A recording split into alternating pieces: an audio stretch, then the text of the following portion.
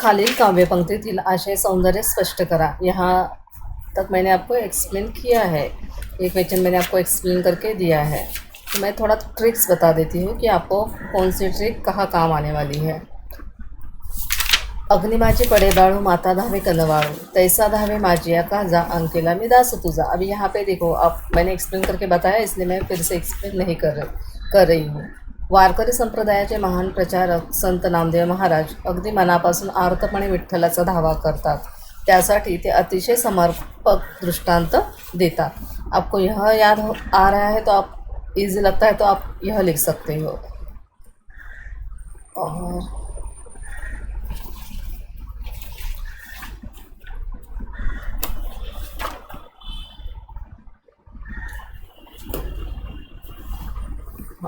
अंकिला मी दास तुझा या अभंगात संत नामदेवांनी विविध दृष्टांतातून परमेश्वर कृपेची याचना केली आहे यहाँ तक। अंकिला मी दास तुझा या अभंगात संत नामदेवांनी विविध दृष्टांतातून परमेश्वर कृपेची याचना केली आहे। सेम है, देखो यहाँ भी सेम है, ये भावार्थ है, यहाँ भी सेम है, ये रसग्रहण है, लेकिन स्टार्टिंग कैसे सेम है।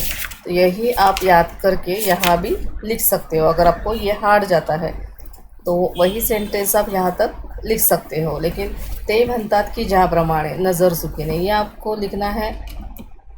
इसका मीनिंग भावार्थ लिखना है, पूरा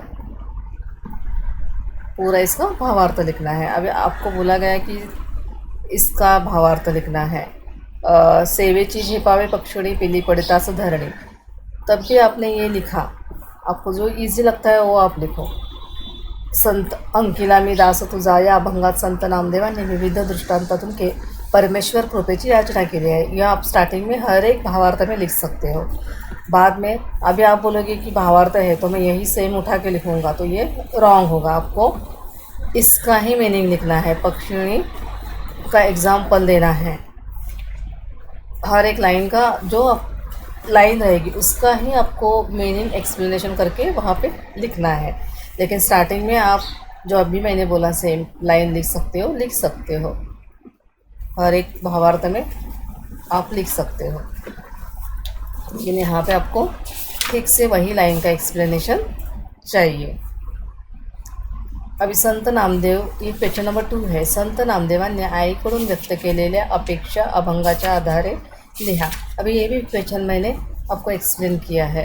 अभी यही क्वेश्चन उठा के आप यहाँ पे लिखोगे, फिर भी आपको आंसर राइट ही आने वाला है। लेकिन आपको क्या नहीं लिखना है यहाँ पे देखो क्वेश्चन का अर्थ क्या है। आई, प्राणी, पक्षी यांच्या मातृप्रेमाचे कवितेतून व्यक्त झालेले वर्णन तुमच्या शब्दात लिहा। अभी सिर्फ ये तीनों का एग्जाम्पल और उनके प्यार, अपने बच्चा है उसके प्रति उनका प्यार कैसा है वही लिखना है। एग्जाम्पल जो अभंग में आए हैं वही लिखना है आपको। और यहाँ पे क्या दिया, अपेक्षा अभंगाच्या आधारे लिया है। यानी संत नामदेव है वो माँ अपने भगवान विट्ठल को समझते हैं और उनके विट्ठल से उनकी क्या अपेक्षा है, विट्ठल भगवान से वो क्या चाहते हैं, वो आप आपको यहाँ पे लिखना है। तो आपको यहाँ पे एक्स्ट्रा लिखना होगा। त्याचप्रमाणे नामदेवांना वाटते मी सर्वस्वी तुला विठ्ठलाचा अंकित आहे, तेव्हा माझ्या आई विठ्ठलाने माझ्यासाठी तत्परतेने धावून यावे। ये सेंटेंस आप यहाँ पे ऐड करना है आपको। भले ही आपने ये पूरा लिखा, लेकिन ये सेंटेंस आपको यहाँ पे ऐड करना है।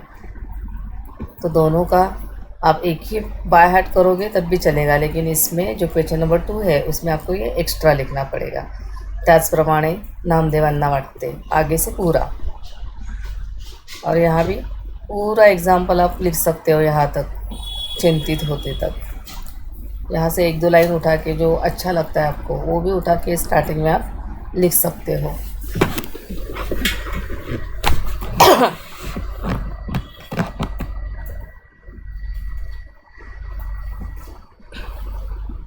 हाँ, संत नामदेवांनी परमेश्वराकडे केलेली विनंती सौदाहरण स्पष्ट करा। यहाँ भी देखो सेम है, इसमें भी आप भावार्थ का पूरा ऐड कर सकते हो यहाँ से यहाँ तक। लिख सकते हो। और यहाँ पे आपको एग्ज़ाम्पल देने हैं। यहाँ पे सिर्फ किसका, बेटे का और माँ का एग्ज़ाम्पल है। यहाँ पे आपको ये तीनों एग्ज़ाम्पल आप यहाँ पे लिख सकते हो। यहाँ से स्टार्ट कर सकते हो।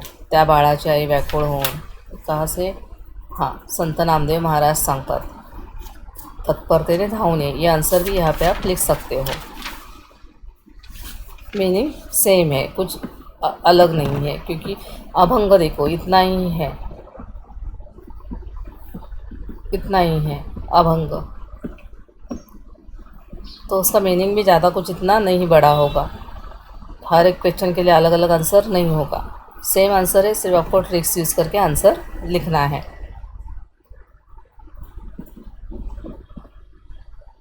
क्वेश्चन नंबर 5, पक्ष्याच्या प्राण्याच्या आपल्या पिल्लाशी असलेल्या संबंधाबाबत तुमचा अनुभव लिहा। पक्ष्याच्या प्राण्याच्या आपल्या पिल्लाशी, यहाँ पे तुमचा अनुभव यानी आपका खुद का एक्सपीरियंस लिखना है। जो अभंग में है वो आपको नहीं लिखना है, आपके खुद का एक्सपीरियंस क्या है वो आपको यहाँ पे लिखना है। तो ये जो सेकेंड, थर्ड और फोर्थ का हमने आंसर देखा है उसको बिल्कुल मैच नहीं करता है, तो यहाँ का उठा के आप यहाँ पे नहीं लिखना है आपको। एक क्वेश्चन नंबर 5 अलग रहेगा, तो मैं आपको थोड़ा एक्सप्लेन करके बता देती हूँ कि कैसा लिखना है।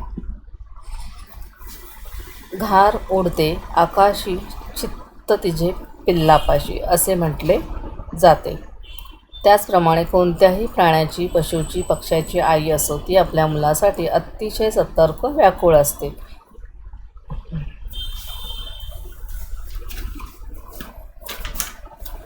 घार उड़ते आकाशी चित्त तिचे पिल्लापाशी। अभी घार है तो वो क्या करती है, बर्ड है, घार क्या है, एक बर्ड है, तो वो जब भी आकाश में उड़ती है तो क्या करती है, पूरा ध्यान उसका, भले ही वो आकाश में और बहुत दूर तक जाती है उड़ के, लेकिन उसका पूरा ध्यान कहाँ पे होता है, अपने जो उसका छोटा बच्चा है नेस्ट में उसके पास होता है। त्याचप्रमाणे कोणत्याही प्राण्याची, पशुची, पक्ष्याची आई असो, ती आपल्या मुलासाठी अतिशय सतर्क, व्याकुळ असते। तो वैसे किसी की भी माँ रहने दो, पशु की, एनिमल की, बर्ड की, किसी की भी माँ रहने दो, क्या होती है, अपने बच्चे के लिए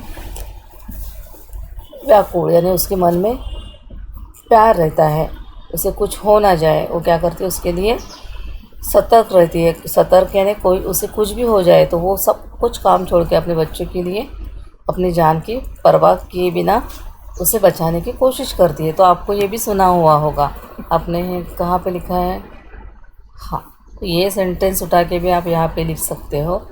फर्स्ट पैरा, सिर्फ फर्स्ट पैरा, क्योंकि वही दिया है, मीनिंग उसका सेम है। प्राणी असो, पक्षी, देखो आईच्या प्रेमाला जगात दुसरे उपमान आहे, आईसारखे मायाळू आईच असे म्हणतात। मग ती आई कोणाचीही असो, प्राणी असो की पक्षी असो, तिचे बाळ, लेकरू, पिल्लू जर संकटात असेल तर ती त्याला सोडवण्यासाठी स्वतःचा जीव धोक्यात घालतेच। अभी यहाँ तक घार उड़ते और यहाँ तक व्याकुल असते, तब आपको ये बाय हार्ट करना है, तो आप यही उठा के यहाँ पे लिख सकते हो, क्योंकि एग्ज़ाम में इसी में से 3-4 क्वेश्चन आपको नहीं आने वाले, एक ही आने वाला है, 1-2 आते हैं। क्योंकि हाँ, यहाँ पे साधी रस्त्यावर राहणारी कुत्री घ्या, ती कुत्री आपल्या पिल्लांचा सांभाळ करते, ते आपण अनेक वेळा पाहिले आहे। कांगारू आपल्या पिल्ला संकटाच्या वेळी आपल्या पोटात घेते। माकडीण आपल्या पिल्लास पोटाशी धरून इकडून तिकडून उड्या मारते। कोंबडी आपल्या पिल्लाचा सांभाळ कशी करते ते आपण अनेक वेळा पाहतो। कोणतेही संकट येताच ती पिल्लांना आपल्या दोन्ही पंखाखाली घेते, तसेच ती आपल्या पिल्लांवर झेप घालणाऱ्याला चोच मारून दूर करण्याचा प्रयत्न करते। शेवटी सगळ्यांची आई ही सारखीच असते, ती भारतातील असो, अमेरिकेतील असो, पक्षी असो व पशु असो, आईचे प्रेम हे आपल्या मुलांवर सारखेच असते। यहाँ पे आपने ये तो पहला पैरा बाय हार्ट करके आप यहाँ पे लिखोगे, तो इसका भी आंसर का आपका आधा हो जाएगा और यहाँ का भी। लेकिन यहाँ पे आपको पैसेज में आए हुए जो एग्ज़ाम्पल है वही लिखने हैं, जो आपको अभंग में एग्ज़ाम्पल आया है वही लिखने हैं। लेकिन यहाँ पे आपको क्वेश्चन नंबर 5 में अभंग से एग्जाम्पल नहीं लिखने हैं, यहाँ पे आपको दूसरे जो एनिमल है, बर्ड है, उनका एग्जाम्पल लेके आपको लिखना है। तो यहाँ पे फर्स्ट दिया है कुत्री यानी डॉगी का उदाहरण दिया है, एग्जाम्पल दिया है।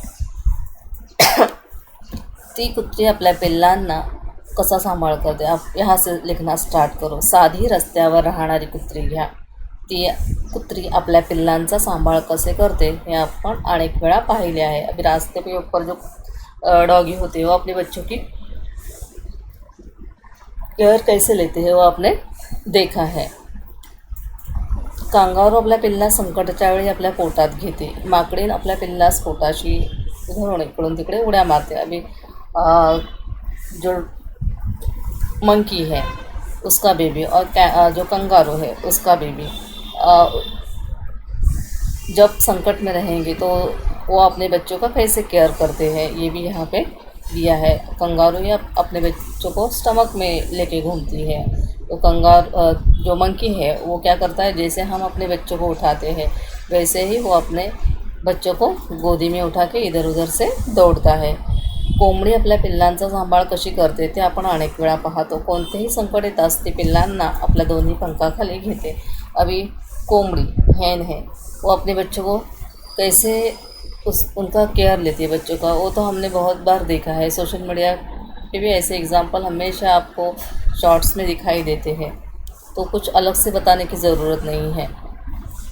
हैन है जो अपने बच्चों को क्या करती है, फेदर के नीचे लेती है। कोई दुश्मन कोई उसके बच्चों को सताता है ऐसा उसे लगता है, और अपने वो चोंच से यानी बीक से उसको दूर करने की कोशिश करती है।